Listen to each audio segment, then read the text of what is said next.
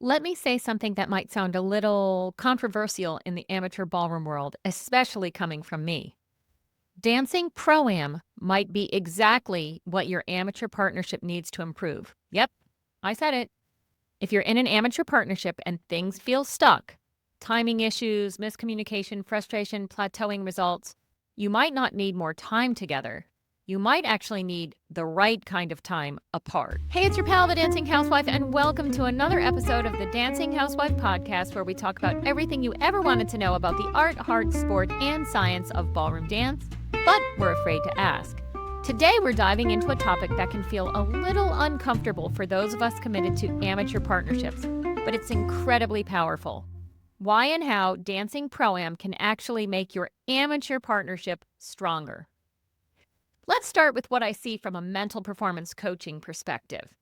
Amateur couples practice together constantly, take all their lessons together, compete together, struggle together, and over time, something happens. They become over-reliant on each other, reactive instead of intentional, frustrated when things go wrong, stuck in the same patterns. And here's the truth. When you only ever dance with one person, you stop growing as an individual dancer. And when individual growth stalls, the partnership stalls. Now enter Pro-Am. When you dance with a professional, a few key things shift immediately. Number one, you can't hide. Your pro is invested in teaching you timing, posture, balance, technique, and a good pro is not going to compensate for your deficiencies, so when something's off, you feel it instantly. And that's a gift, because now you're accountable for your own dancing. One of the biggest advantages of Pro-Am is that you experience proper timing, clear lead and follow, consistent movement, confident decision-making from a partner, so your body starts to understand, oh, this is what it's supposed to feel like. And that awareness is something you bring right back into your amateur partnership. We talked about this in last week's episode, so if you haven't tuned in yet, be sure to go over and give it a listen. But ironically, one of the most impactful things you can do to improve any dance partnership is to learn to dance your part fully on your own.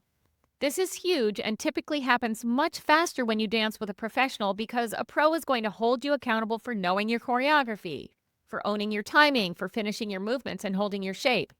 And perhaps most importantly, and this is subtle, but it's a game changer, when you dance pro-am with a high-level professional, something really important happens. They don't disturb your movement.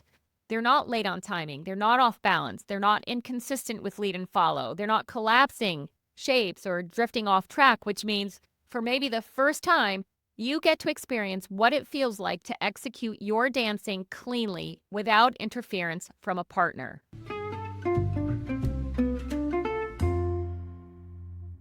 So now let's talk about why this matters so much. In amateur partnerships, especially in developing ones, both dancers are learning at the same time. So what happens? Even if you're doing something correctly or your partner is doing something correctly, it might not work because one of you is slightly off time, giving unclear signals, struggling with technique or balance. And over time, that creates confusion. You start to wonder, am I doing this wrong, or is he or she doing it wrong? Why isn't this working? When you dance with a pro, if something doesn't work, it's almost always your responsibility. And that's not criticism, that's clarity. Because now you can identify what's actually yours to fix, feel when something is correct, and build trust in your own execution. This is the biggest shift, because instead of second guessing, was that me or my partner, you start to know that was me and I can fix it, or nope, that felt right, I need to keep that. That level of self-trust is priceless. And when you return to your amateur partnership, you bring clearer timing, more consistent movement, stronger individual execution, and here's the key. You're less thrown off when things aren't perfect, because now you can stay grounded in your own dancing, maintain your timing and shape, and contribute to stability instead of chaos. Instead of two people reacting, you now have two stable dancers building something strong together. Because that's the goal. Not perfect conditions, but consistent execution regardless of conditions.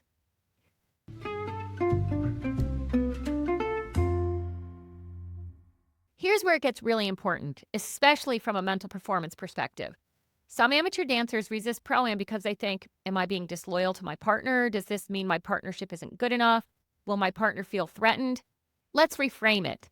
Dancing pro-am is not replacing your partner. It's investing in yourself so you can bring a better version of you to your amateur partnership. This is a growth mindset moment. Instead of what does this mean about us, shift to how can this make us better?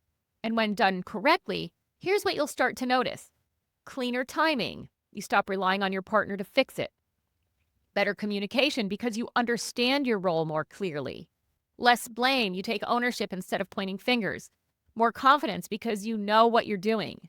And stronger connection because connection isn't forced. It's built on two strong individuals.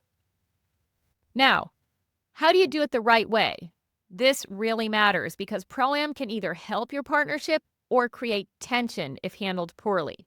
Number 1, communicate openly. Have the conversation. Frame it as, I want to grow so I can show up better for us. I want to start dancing Pro-Am.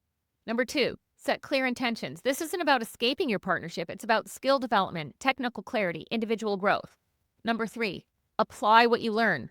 Don't keep your Pro-Am experience separate. Bring it back. Share insights. Practice differently. Elevate together. Number 4, keep the partnership first. Your amateur partnership is still your primary team. Pro-Am is a tool, not a replacement.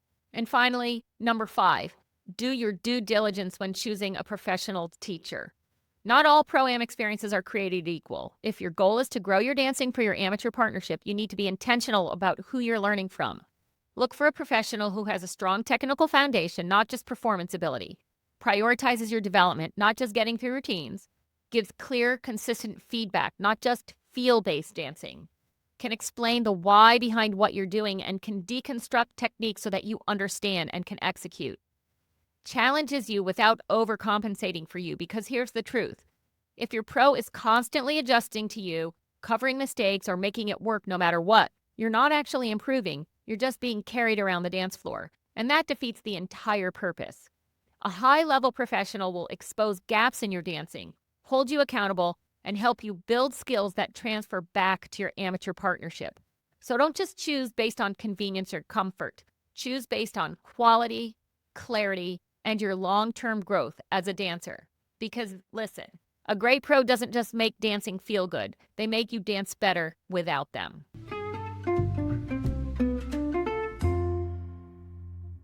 I want you to think about dancing Pro-Am like it's strength training for your amateur partnership. If two athletes only ever train together, using each other for balance, support, and correction, they might feel really connected, but they'd both be weak individually. Now imagine each athlete also trains on their own, builds strength, fixes imbalances, develops control. When they come back together, they're stronger, more stable, more capable. That's exactly what Pro-Am does for your amateur partnership. If your amateur partnership feels stuck, the answer might not be more time together, but better development individually. Pro-Am gives you awareness, accountability, experience, and confidence. And when both partners commit to growth, that's when partnerships don't just survive, they thrive. If this episode hit home for you, I want you to take one honest look at your dancing and ask, where am I relying on my partner instead of owning my role? Can I execute cleanly, even when things aren't perfect? That awareness alone can change everything.